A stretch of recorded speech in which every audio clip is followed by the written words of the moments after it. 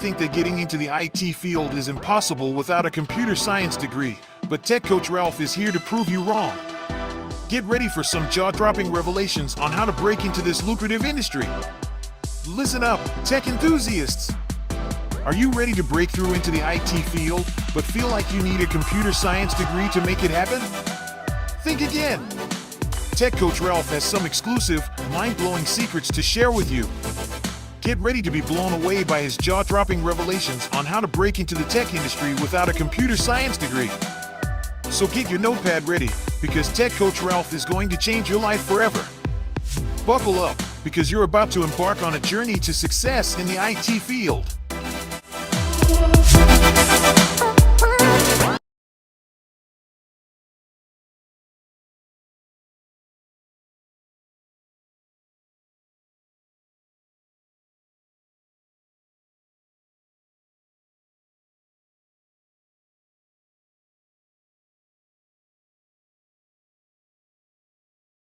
Good morning, good morning, good morning.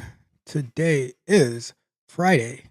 Thank God it's Friday. TGIF. Today is Friday, February 16th, 2024. We are on I believe, our 21st episode of the morning show. We have not missed yet. So I know it's early. I'm going to put the volume down on this a little bit, but we have to give a special horn for our continued success, our continued winning record. All right, because we have to celebrate our victories on our path. A lot of times we just have one big goal and it's almost impossible to even see us reaching it. But when we celebrate along the way, we chop down our goals into bite-sized, digestible pieces. So we will always celebrate our wins and our successes during our journey. But, if you do not know who I am your host of the Koffee and Kata Morning Show. I am Tech Coach Ralph, where we are primarily engineered to win. Yes, we are. All right, so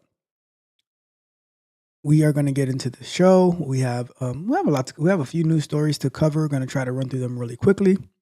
Then we're going to get into our Flutter. Before we get started, I just want to remind you we have our Bug Bite episode coming out at noon Eastern time today.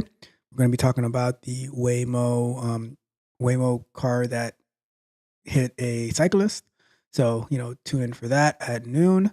And then we are going to be going live on Sunday for more Terraform work. All right, so tune in for that. I'll have all the shows scheduled for next week by tomorrow night, and we'll go from there. Okay, so let's jump into the news topics of the day. If you haven't done so yet, go ahead and like the video, share the video, subscribe to the channel, all of that good stuff.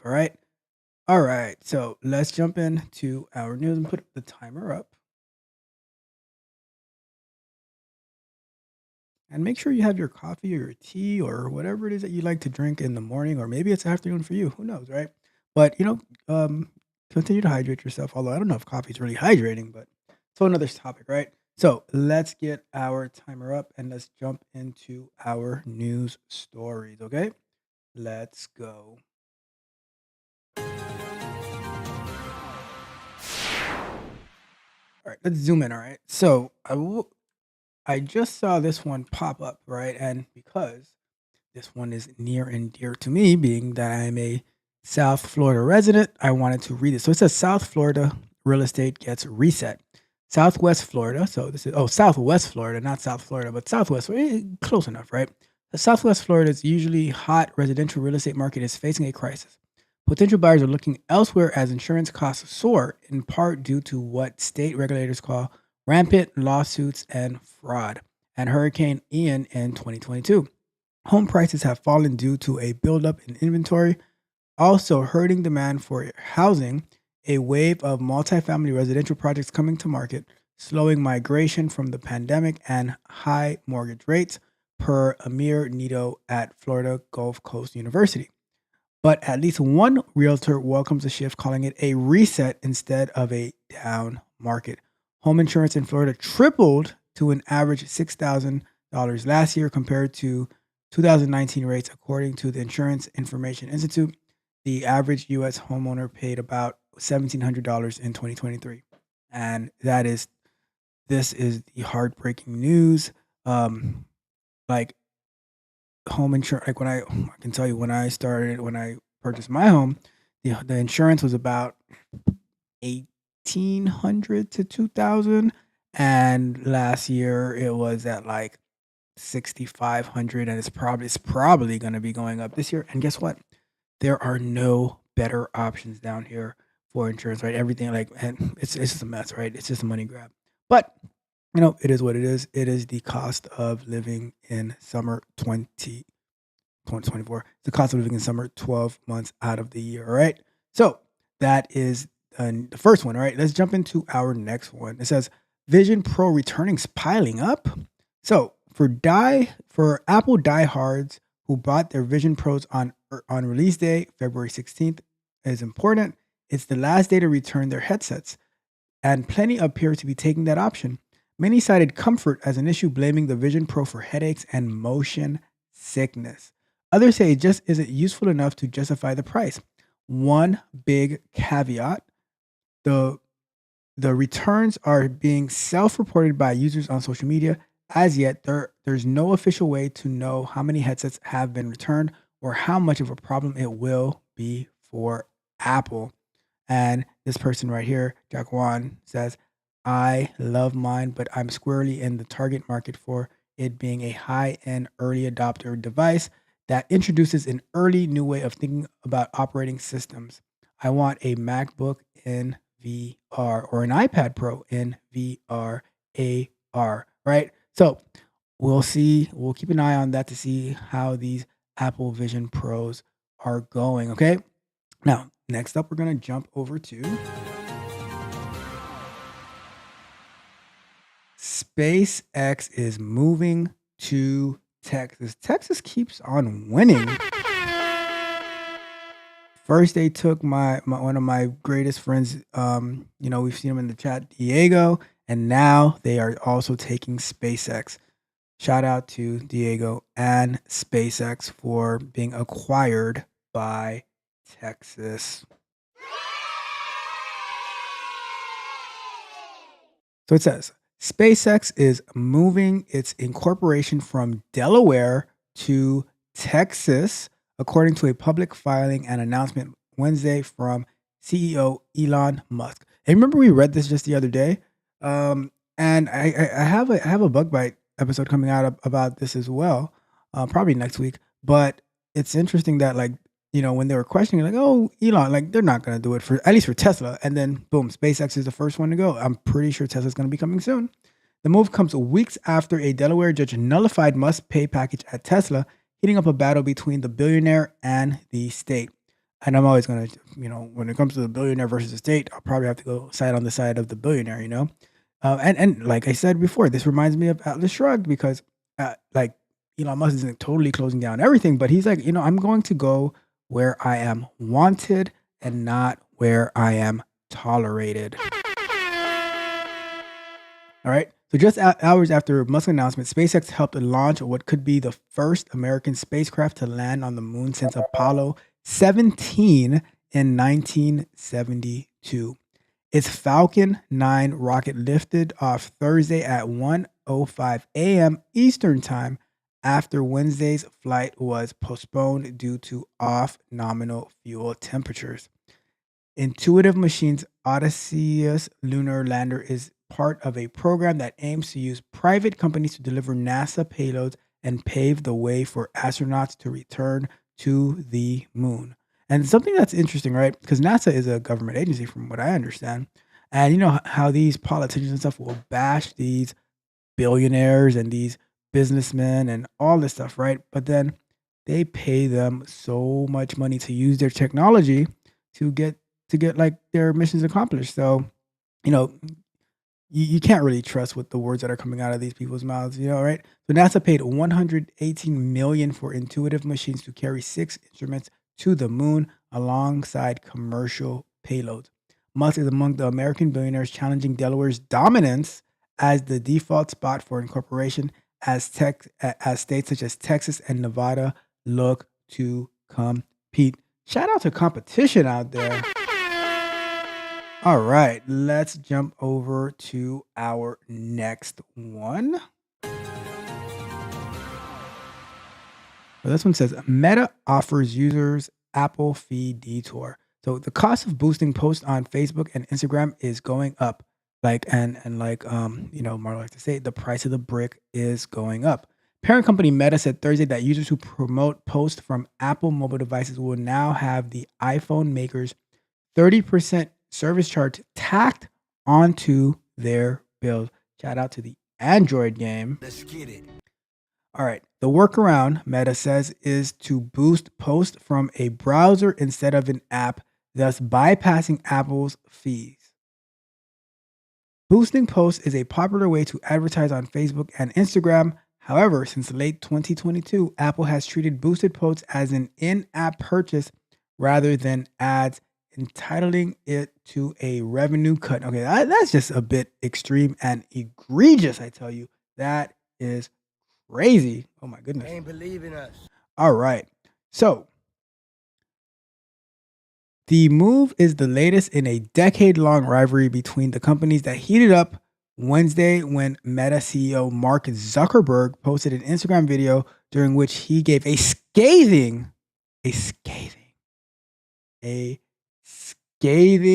review of Apple Vision Pro's VR headset.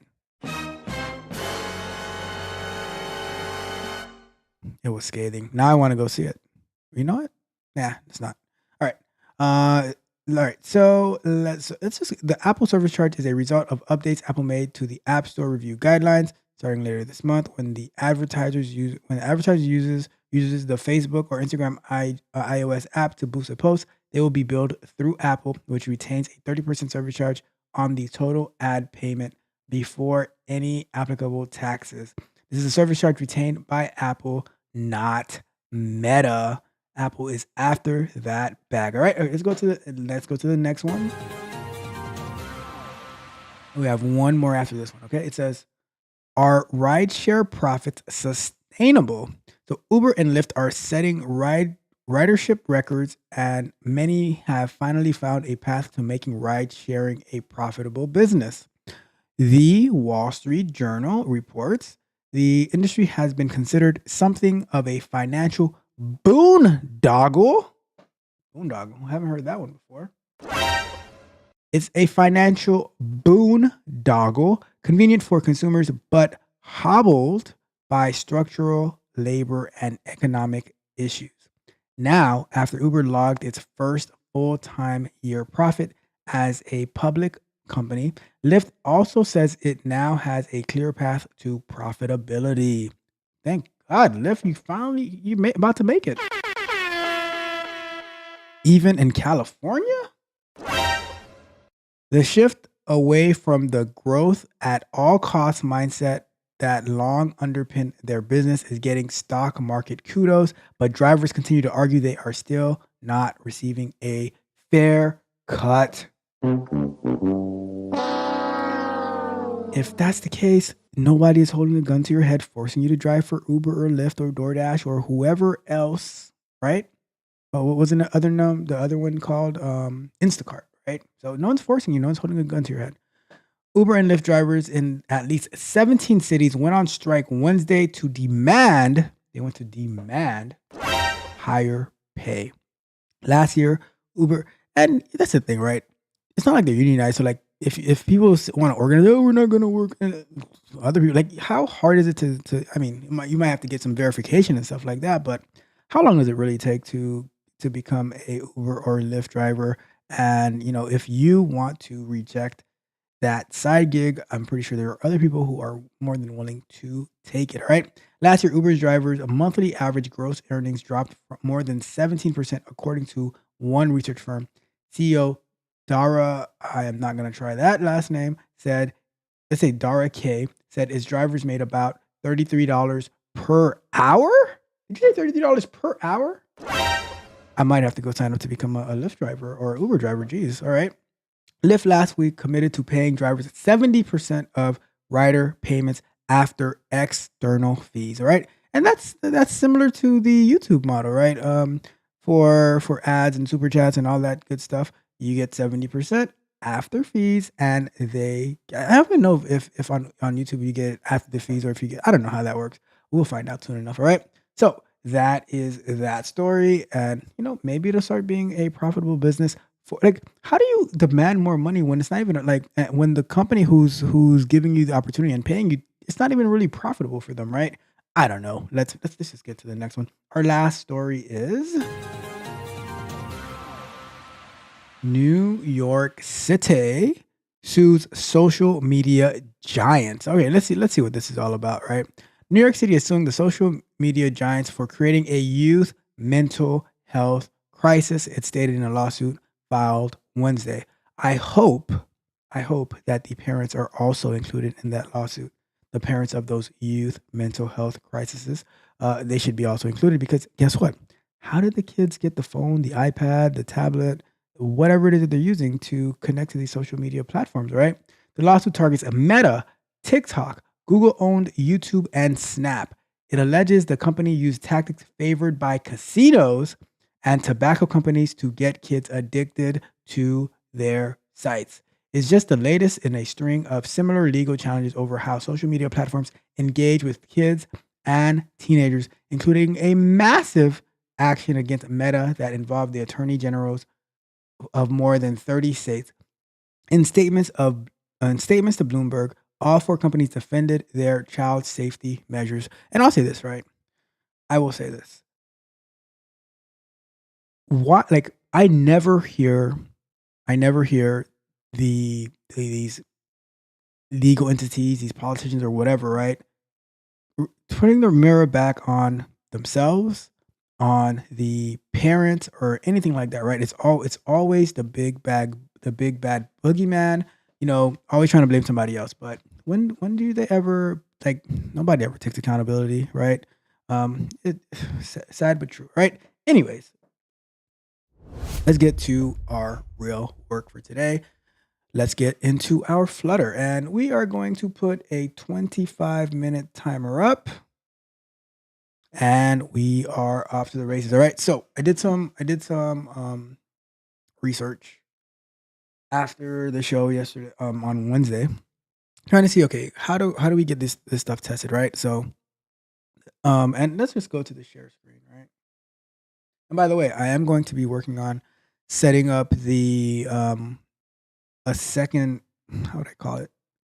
A vertical view, right? So I saw the widget for, or the plugin for it the other day, and then I got an email from YouTube saying like, oh, you can stream in vertical view now. So we're going to, I don't know if we probably won't be streaming on YouTube in vertical view, but we will be having recordings in vertical view and probably streaming into other platforms as well as making clips and shorts and stuff out of those. Right. So we'll figure that out when the time comes.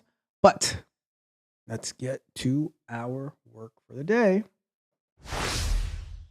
All right. Let me check one thing before we do that.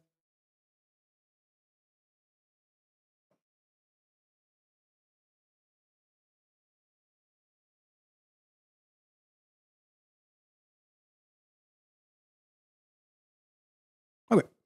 So here we are. Okay. So what we were looking at last time is, this is not the file that I want. So this is the, so when we were testing this, right? And we didn't see it run, but I'm gonna run this one real quick. It should pop up down here as being able to run. Okay. So um so now we are getting somewhere where if we look at these errors here, or the exceptions that are caught, right? So what I was trying to do is run this test right here that's testing the widget that says validate the title is correct, right? But the issue is with this one is that the inside, let's do it like this. Let's go to minimize this, minimize that, put this aside. by side view.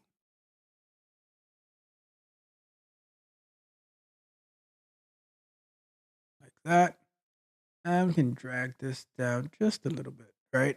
Okay, so here's the thing, right? The title, well,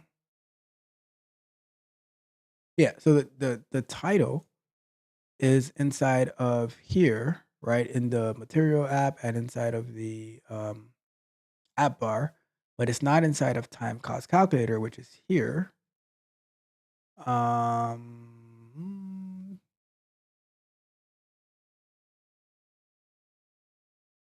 so that's why this one would be failing, right? So we can come back to this because I'm still trying to figure out like how to get I mean we could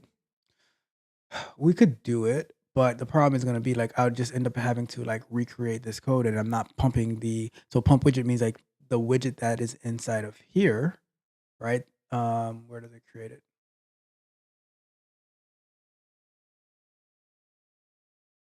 So okay, you see this override widget right here where it's building the time cost calculator to turn it into a widget, right? And it goes into a list view, align, padding, etc. So, and that's how you get a instance of the widget to load. So, what we would be doing is how do we all right, so let's go into validate title square. Right. So that's why we're going to come back to this one, right? Because it's not being loaded from within the time cost calculator, right? So, but this one validate calculate hourly value is present, right? And the way that the way that it's right now, when it's like find any, I don't really like it like that because anywhere that this is located on the page, it would be able to as long as it's on the page, right? But we want to make sure it's in a particular spot. So what can we do to say find this one, right? All right, so let's see. What do we have here? Find. So we had find text. All right, so let me find this where I had this thing. Um,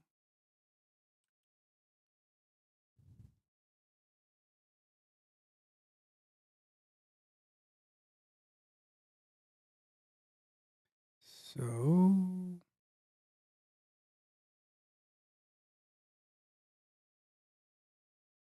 all right. So if we were to do, if I was to add inside of here, right, a key.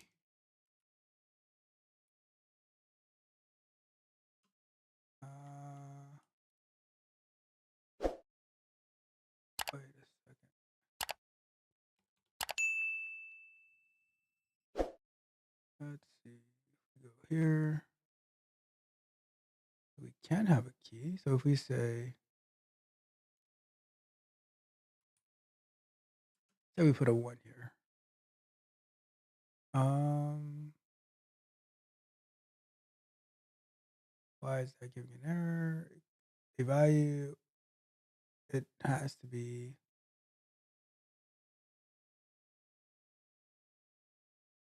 let's see. All right, so let's say we put a string value of so let's say we can use that as an ID then, right? So let's say we do title or not title, but what is this? What would this be on the let me open up the app on my phone. It would take too much to open it up on like on the computer, so I'm just gonna open it up on my phone. Maybe I can have a way to share this what's on the screen of the phone. All right, so like that. But okay, so calculate your hourly value, right? So we're trying to validate that. So let's call this app header, right? So we call that app header, and now inside of this, let's say we do find.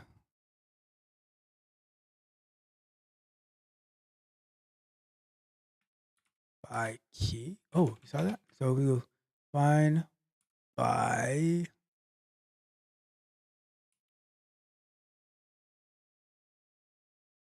key. Find by subtype. Look up that one.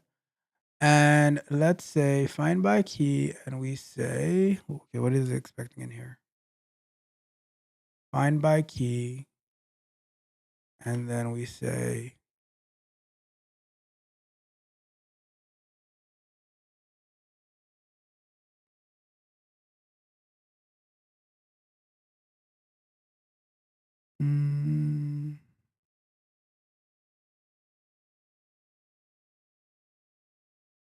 let's see. So let's say we say app header, or actually no, I think we have to do key, and then app header. Say we do that. What do we get? Use a constant. All right, add the constant. Find by key. Let me see. We're pumping this in here.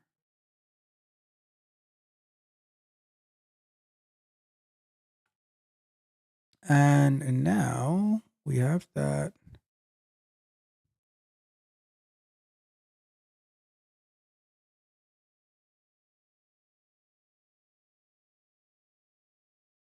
Let's see what the expect is. Expect dynamic, actual, and matcher. Dynamic matcher. So now let's say we do calculate your hourly value. Let's see what happens with this one, right? I'm curious because if this works, that is going to be revolutionary for our goal of being able to do it in test-driven development. All right, so let's just see what happens. All right, so this one failed, but let's find out why. Okay.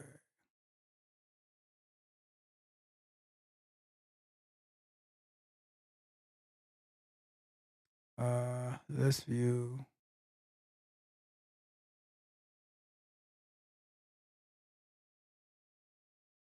Found 0 widgets with key app header.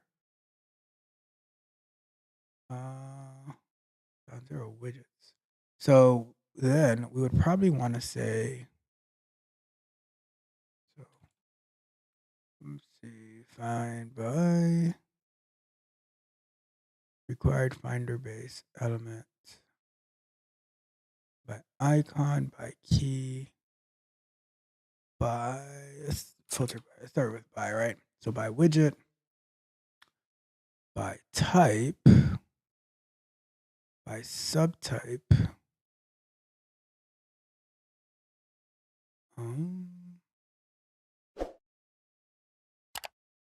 by element predicate, by element type. Let me see, subtype, by tooltip.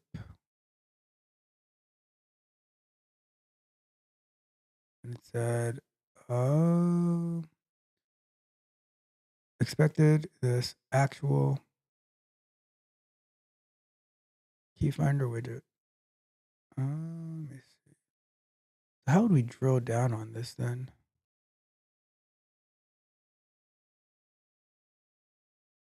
Because you're in here, slider, stop key.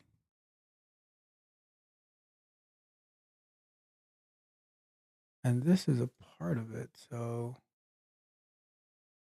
if, okay, so let's try, I wonder if we can chain it then. So if we do by key, right? And we say,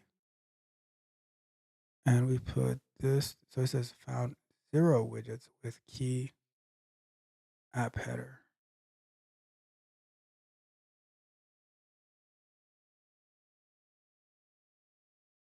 We know the app header key is there,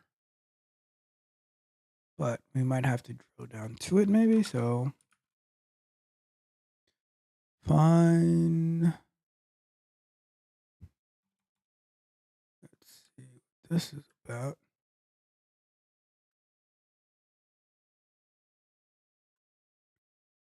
So find widgets and exactly find n widget. We probably want to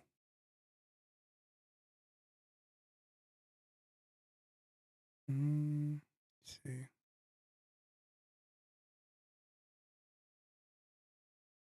Let's see what this is. So all right, let's look at this matchers library, right?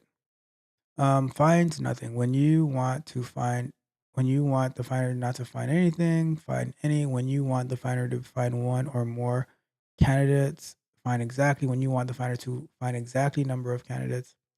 All right. Okay. So these are these. Let's see.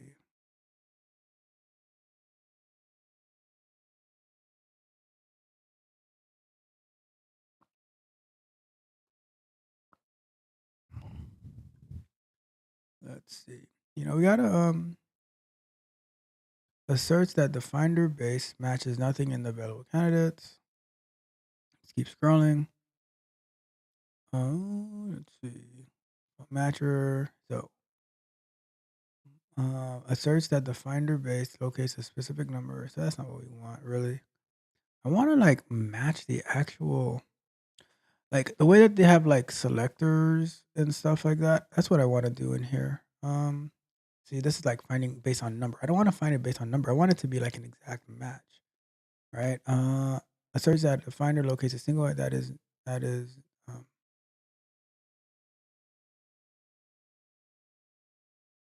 let's see, is same color. Okay, that's better. Has one line description. Has goods. All right. So let's see what this is. Okay, that's cool. Let's see what else we have. Throws errors. Instance of close to inclusive range. Let's see. This is a long.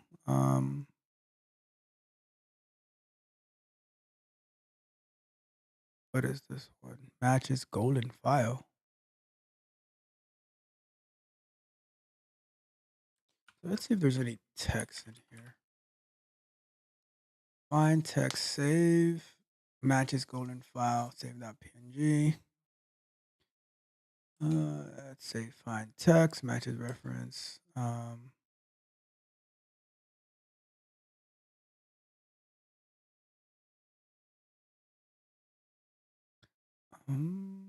Let's see.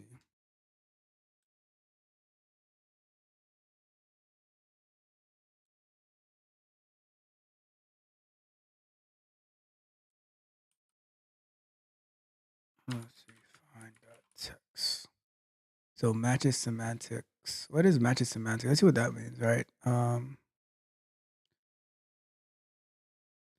Asserts that semantic node contains a specified information if either the label, hint, value, text description, or rect fields are not provided, they are not part of the comparison. To retrieve the semantics, widget tester dot get semantics with a finder that returns a single widget. So let's see if we do. Let's go to here.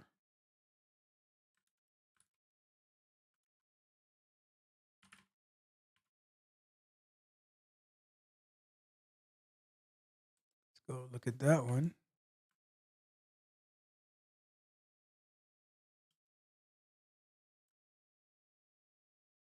Find one widget. All right. So finds one widget, but how do you? So what I want to do is be able to match it, right? So this one is saying like find it in two. Let me do a quick Google search on something real quick. Um,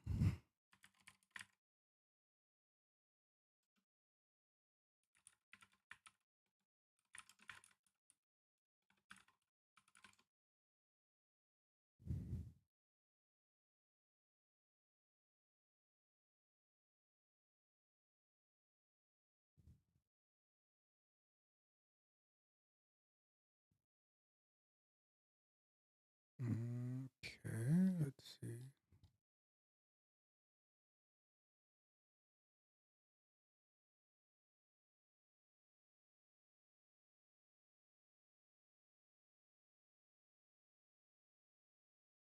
All right, so let's read this Medium article real quick.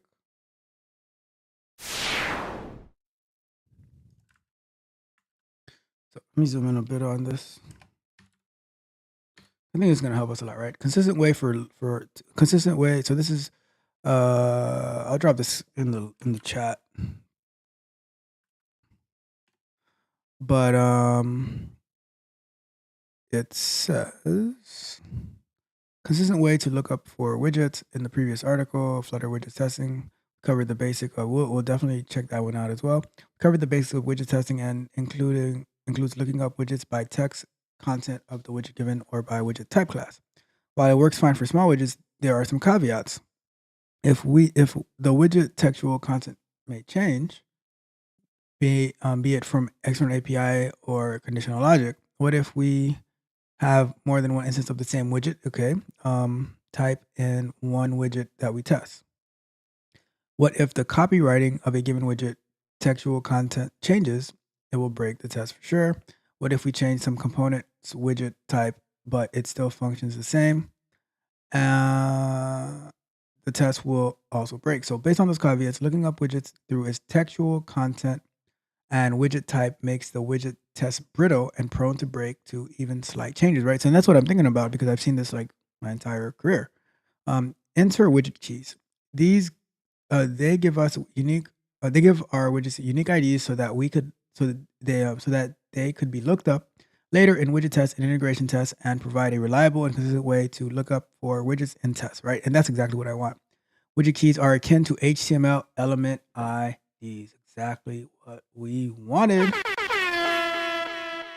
All right. Widget keys are okay, where each HTML element has its own ID, so it could be looked up by the get element by ID or CSS selectors. Implementing widget keys are easy since most Flutter built-in widgets provide optional key parameter in the constructor. In this article, we will explore how to implement them and improve our widget test. Enough of an intro. So let's get to it. Right. First, grab a copy of the previous. All right, we don't need that. We have our own code. Let's define a class name post widget keys and put our widget keys there. The widget keys we want to make are for the text and elevated widgets. All right. So here static. So post item widget keys, static constant text section key, which is like pretty much what we did already. Our widget keys are defined with type key, and all of the definitions are static and constant. And all right, okay. So next we apply those widgets to the post item widget, right? So post item widget, they are all right. So in here, where's the key that they're dropping? Boom, right here, right? Post item widget and the key. And I'd probably like, I don't know, I might I mean, this is an example that they're doing, right? But we could probably, I don't know, externalize this. I don't know. Anyways, so all right, so class post widget key. Cool. Oh, I have it twice. Or not twice, but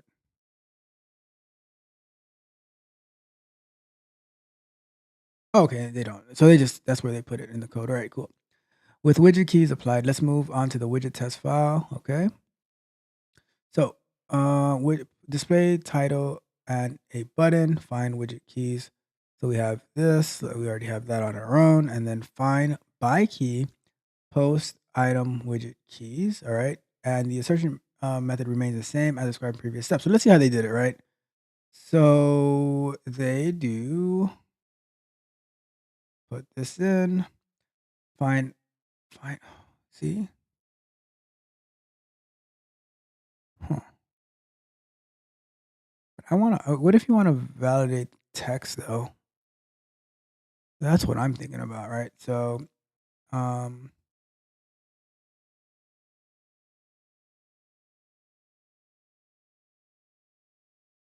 let me see a full example of the code.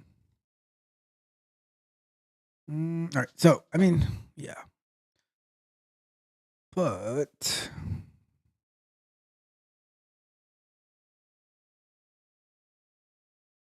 and it's finding exactly this.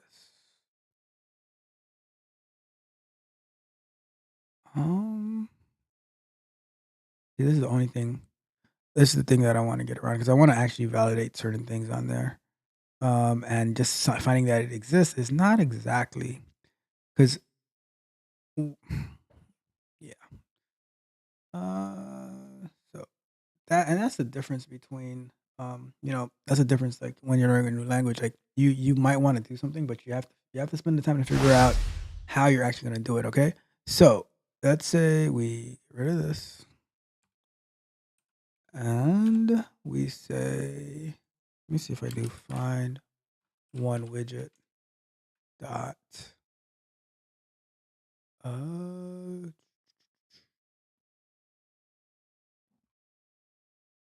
mm,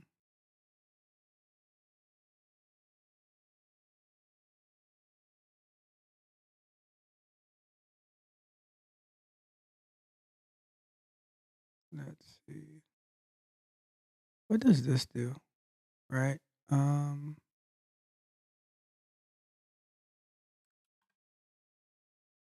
I'm gonna leave this as this for now, and I want to do a print and find one widget dot to string. Here's what that's gonna print out, right?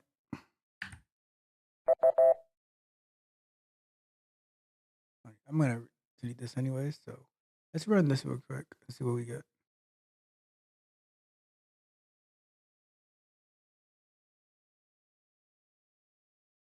Instance of find count matcher.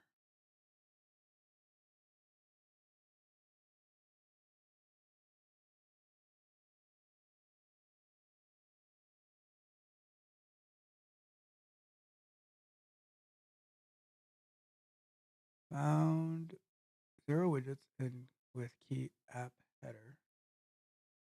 Would have been here.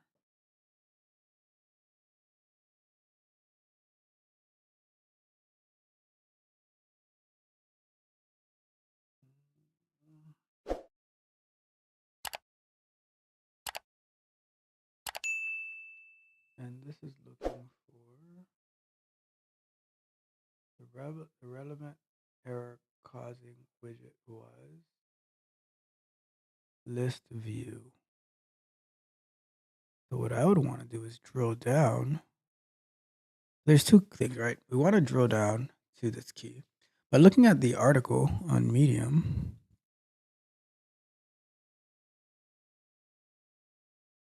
it was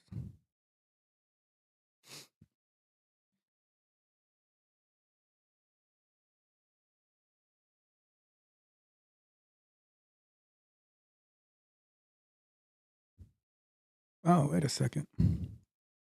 So let's look at this code. So widget builder, right? Return padding, children, and they put this widget thing here. I don't know if what that, and it's a list. Is that interpreted as a widget? So text, and then there's if widget. So if we were to go to here, and after I try this, we're gonna wrap it up for today. And we're just exploring right now to get a better understanding of this. That didn't work. A value that can be assigned to parameter widget in constructor. Try using a subtype or removing the const widget.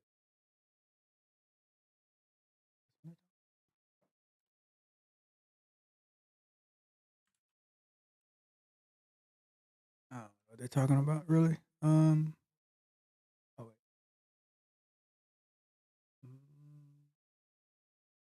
It says creates a text widget, so that is what you want, right? So it is considered a widget.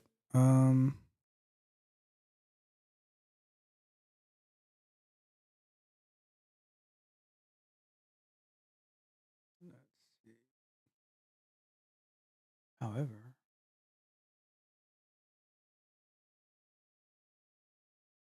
um,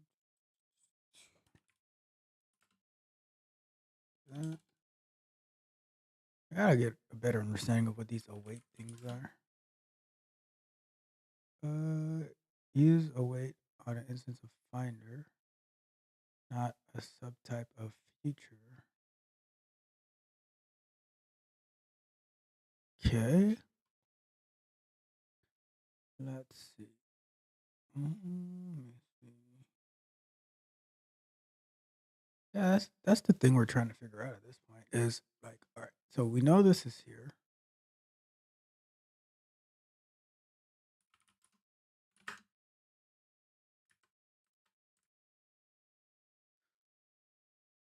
And it is right up in here.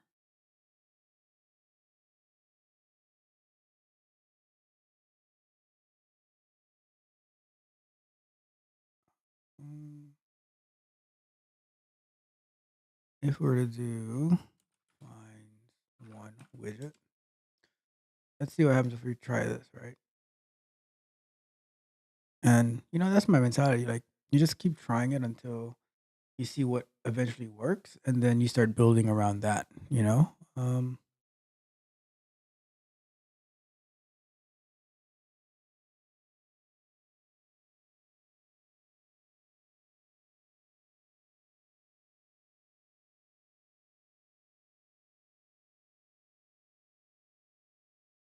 And it's like getting stuck at this list view, the relevant error causing the widget. We have a list view, and we want to go to the children.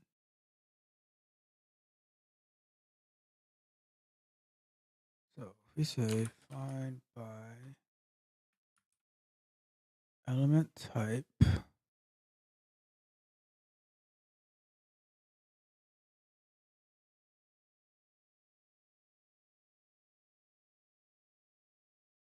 or by widget, let's say we go by widget, right?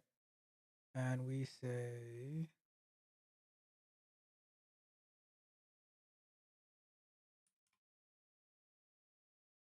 text, and we say key. Wait, I say text. Get rid of this right here.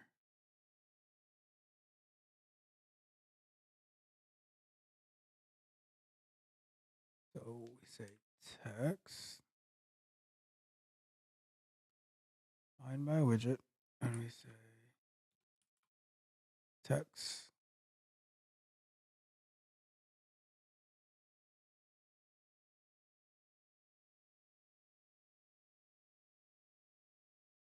So if we say calculate your hourly,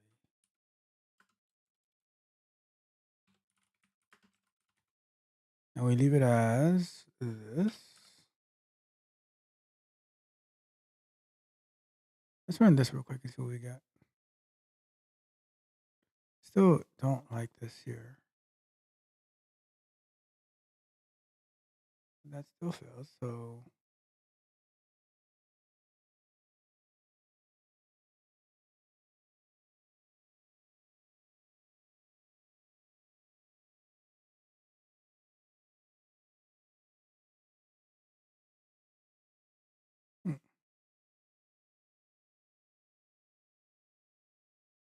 But if this was just by text, it is finding it. Wish I can get a printout on why. And like I said, that's the investigation. That's the investigation that we're going to be doing. Is like, how do we properly test this? Because the way that I'm seeing the testing is showing for this, like, I don't like how the testing is being represented for it. This failed anyways, right? So something going on with the list view. Exception was thrown.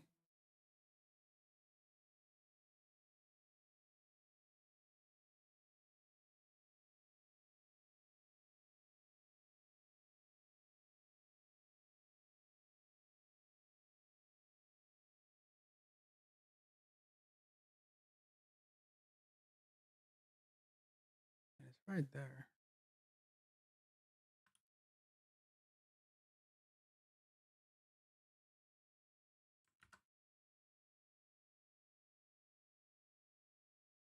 Inside of list view.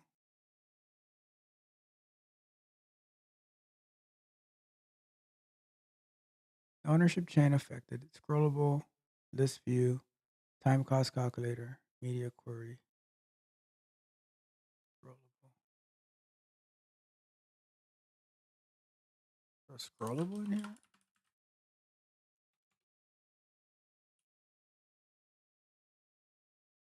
Oh.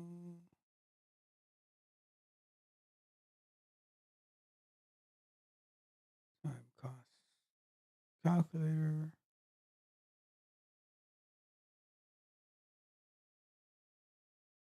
This one. Oh wait. Async. Find one widget.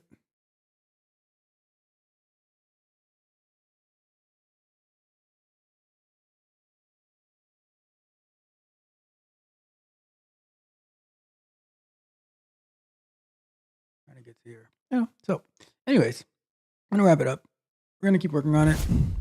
That's our goal. That's our plan. Nothing changes. We're gonna keep doing it until we figure it out. You know, it's gonna take us some time, but if we want our application to be consistent, accurate, safely deploy, when you make a change, easily run your test, then we're gonna have to spend the time to get it to do it right.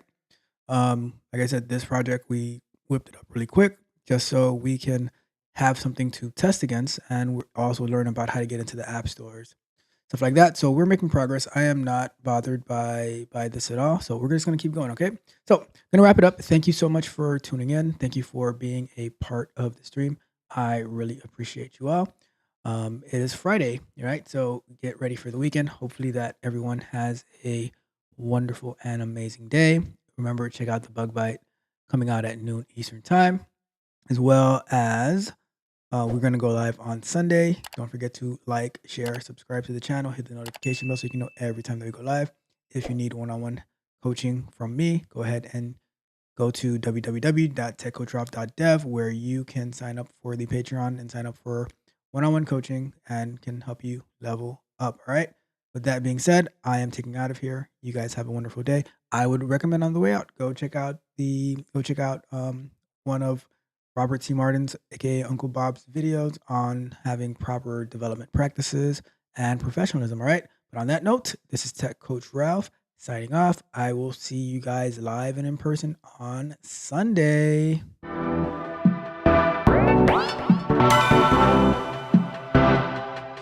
You might think that getting into the IT field is impossible without a computer science degree, but Tech Coach Ralph is here to prove you wrong. Get ready for some jaw-dropping revelations on how to break into this lucrative industry. Listen up, tech enthusiasts! Are you ready to break through into the IT field, but feel like you need a computer science degree to make it happen? Think again! Tech Coach Ralph has some exclusive, mind-blowing secrets to share with you. Get ready to be blown away by his jaw-dropping revelations on how to break into the tech industry without a computer science degree. So get your notepad ready, because Tech Coach Ralph is going to change your life forever. Buckle up, because you're about to embark on a journey to success in the IT field.